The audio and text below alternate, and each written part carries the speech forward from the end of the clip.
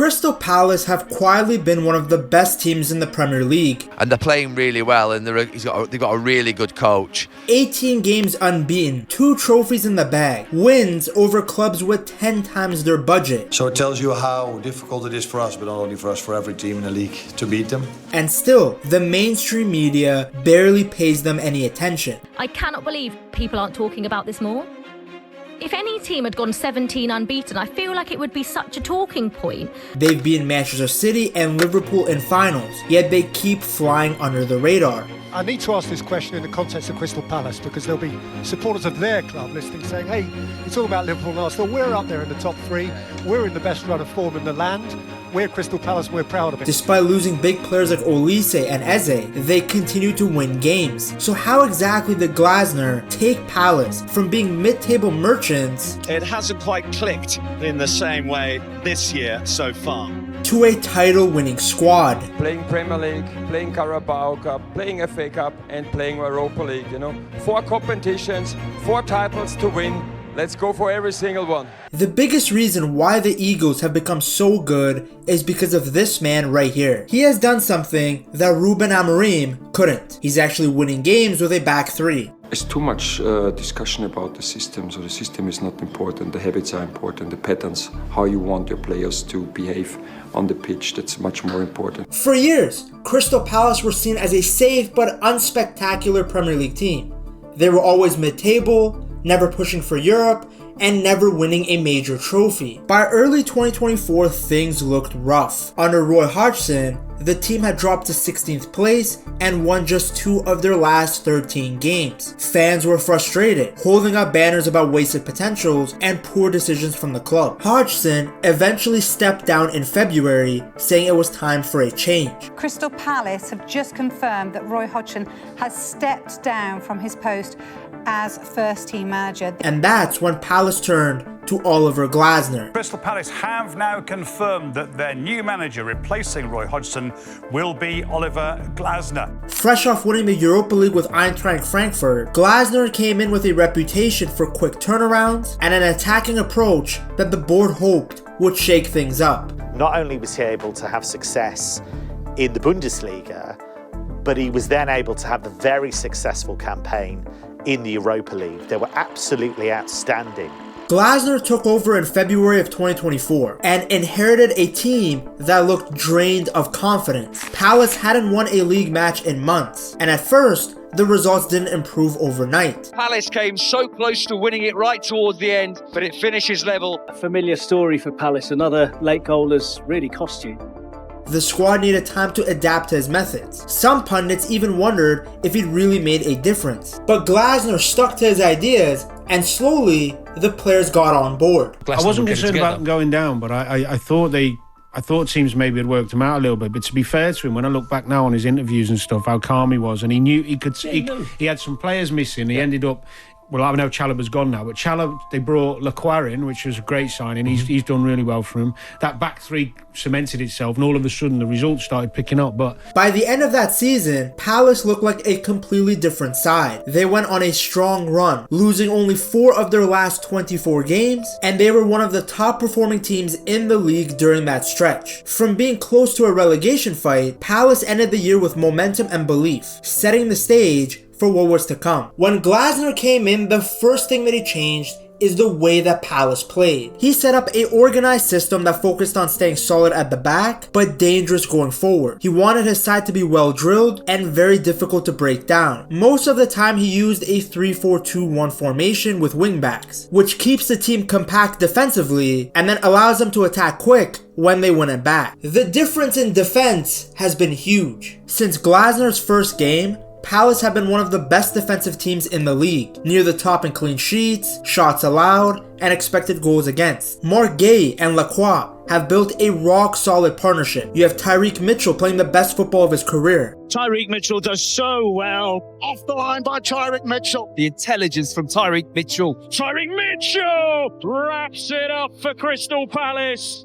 And now even someone like Chris Richards looks like a completely new player full of confidence. As we will see later in the video, the man completely locked Haaland up. A perfect example of how good Crystal Palace are at defending can be seen in their win over Aston Villa in the FA Cup semi-final in the 2024-2025 season. If you want to show someone what an effective mid-block press looks like, show them this game. Glasner didn't send his team flying forward to press high. Instead, Palace set up in a smart mid-block, basically defending around the halfway line and waiting for the right moments to pounce. Villa liked to build up slowly from the back, with players like Yuri Tielemans and Boubacar Kamara pulling the strings in midfield. Glasner's plan was very simple, just cut off their supply. Eze, Sarr and Mateta stayed narrow, blocking passes into Villa's double pivot. Whenever the ball went wide, Palace's wingbacks like Munoz and Mitchell stepped up quickly to press, while the center backs kept tight on Villa's attacker. The pressing triggers were actually very obvious. When the ball shifted across the back line or out to the fullbacks, Palace jumped. Mateta blocked the passing lanes into Tielemans, Sarr closed down the center backs, and Eze dropped in to stop Kamara from getting on the ball. That forced Villa to keep recycling the ball backwards, with Palace squeezing them into wide areas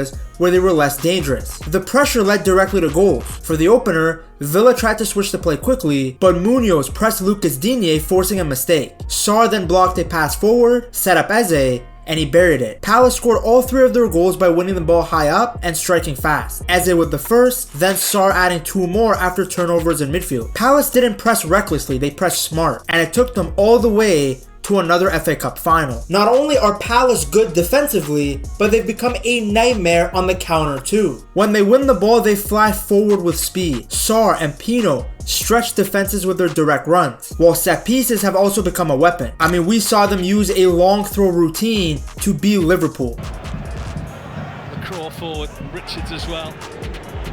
Still in there, danger, and Nketiah has won it for Palace. Then you have Mateta up front, who has gone from an inconsistent striker to one of the most lethal in the league. Under Glasner, he's scoring regularly, and he looks like a striker reborn. Sarr, who used to only be a winger, has now been moved around, and is thriving in a more free attacking role. In midfield, players like Lerma, Adam Warren, and Kamada give Palace a nice mix of toughness and creativity. Warren in particular is a wonderful central midfielder, and one of the biggest reasons why Glasner's 3-back system works. Despite being so young, he already looks calm and confident in the spotlight. Ever since Palace signed him from Blackburn in January of 2024, Warren has stood out for the way he moves the ball. He gives me a really old school vibe, from the buzz cut hair to the low socks. This is not a guy trying to be an IG model. He's just there to play winning football. Sometimes he takes too many risks or loses the ball trying to force a forward pass, but that's part of what makes him so valuable. Against City, a team that presses high and leaves space behind, Palace needed exactly that. A midfielder brave enough to break the lines and switch play quickly. He doesn't just try to play safe passes, he looks for the ones that can actually change the game. That's why Warren's passing completion numbers look low, but his impact is high. No other midfielder in the Premier League attempted as many difficult passes per 90 as Warren. When it works, he pushes Palace from defense to attack in seconds. He's the one threading balls into wide spaces, sliding passes between midfield lines, and sparking the moves that really catch the opponent off guard. He is not scared to get it wrong, and that's exactly why Palace rely on him. All of these factors make Palace tough to play against. They're compact and disciplined when defending, but explosive and sharp when attacking. Glasner has given them a clear identity, a balance of grit with flair, and has turned them into one of the hardest teams in the league to beat. Crystal Palace's rise under Glasner has been filled with moments that nobody thought were possible. The biggest came in May of 2025 when they beat Manchester City 1-0 in the FA Cup final to win the club's first major trophy in over 100 years. The build up to that match was crazy, and it all started with the fans. The Holmesdale Fanatics spent weeks planning a huge tifo for Wembley. It showed a father hugging his 2 sons, a nod to a famous old Palace moment, and a reminder of what the club means to families. It set the tone for that match. This was way bigger than football. Glasner kept the players calm. No big speeches, same routines. The message to the team was very simple. Stay focused and stick to the plan. What was the plan? Well, Palace knew that they were massive underdogs. They knew that for most of the match, they were going to get pinned down like Bonnie Blue. So the goal was to soak up the pressure, stay compact and stay patient, and then hit City on the break. Palace had learned from a heavy league defeat. Don't let City play into the pockets. Push them wide, keep your shape, and then wait to pounce. Early in the game, Dean Henderson made a string of saves to keep City out. And then, with almost their first real attack, Mateta and Munoz combined to set up Eze for the winning goal. From there, it was pure grit, defending deep, throwing bodies on the line, and holding on until the final whistle. City had most of the ball, but Palace stayed organized. Dean Henderson was immense. Big saves, a huge presence, and he even guessed right on a penalty. When it ended, Eze collapsed in tears, and Glasner was now a Palace legend. In the dressing room, he reminded them what he'd said in mid-season, that they could do something special, and they did. My feeling was, guys, we can achieve big things. And from that moment when I felt it, I told you, yeah, because it makes sense if I feel it and Will says, Gaffer, come on, we never win anything. So, guys, that was my feeling, yeah. For a club that had lived through near relegations and heartbreaks in finals, this was a massive payoff. Their first major trophy, and they booked their tickets to Europe.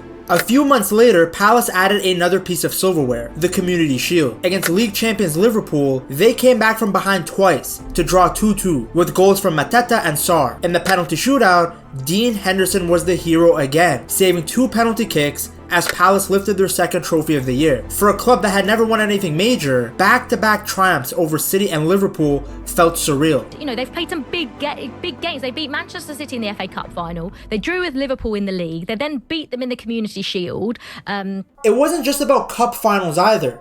Palace had gone toe-to-toe with the Premier League's giants. They've taken points off of every Big Six side under Glasner, showing that they can compete with the best. I mean, just look at what they did to Liverpool in September of 2025. Palace dominated large parts of the game, scored early through Sarr, and even after Liverpool equalized late, they found a 97th minute winner through Eddie Nketiah. They Liverpooled Liverpool. That victory pushed their unbeaten run to 18 games. That win also put them towards the top of the Premier League table. They had outshot and outran a Liverpool side that was filled with big money stars. They deserved to be up 2 or 3 goals in the first half. Created 3-4 very good chances. We were lucky that Alisson helped us. These achievements prove just how far Palace have come. From a team that used to be happy with survival, they're now lifting trophies, they're breaking records, and beating the very best. Glasner's belief and tactics have given Palace a winning mentality that the club never had before. One of the most impressive things that Glasner has done is keep Palace pushing forward even after they've lost their best players. First, Olise left for Bayern Munich, then Eze joined Arsenal. On paper, that should have seriously hurt Palace. They lost their 2 most creative players, and the squad looked weaker compared to the year before. Most people expected them to slide backwards. Glasner didn't let that happen. He pushed hard to keep key leaders like Mark Gay, saying the team would be in big trouble if they lost him too. The board listened, and holding on to Gay proved massive. He's been the anchor of their defense and their captain through the whole rise. Instead of splashing money on random players, Manchester United, Palace actually used their budget wisely. They brought in players who fit Glasner's system, Lacroix to strengthen the back line, Munoz at wingback, and then attackers like Yeremy Pino and Eddie Nketiah. Sarr then came in and stepped up as both a scorer and creator. At the same time, Glasner also made the existing players better, like Mateta has transformed into French Drogba. The key thing is that Glasner has built a team where everybody has a role. Most squads would have completely broken down if they lost a player of the quality of Eze or Olise.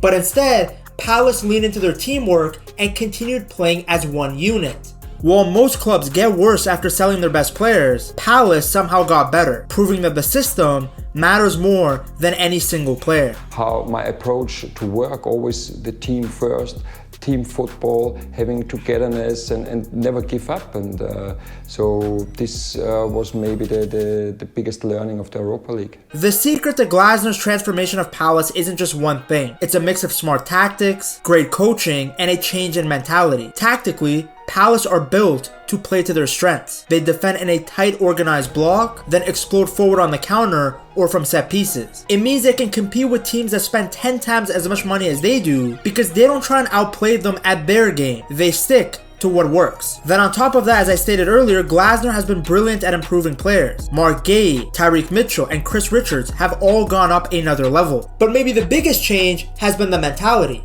Palace play with confidence, whether they're defending in a mid to low block for 90 minutes or they're pressing the team up high. The players trust Glasner's plan, and it shows in their unbeaten run and their ability to win huge finals. When Palace hired him, the chairman, Steve Parish, said success followed Glasner everywhere he went. He wasn't wrong. And the manager just believes he can win every single game. I've been talking about it, you know, everybody that's come along in the club has taken us up. Every single person's done something and contributed.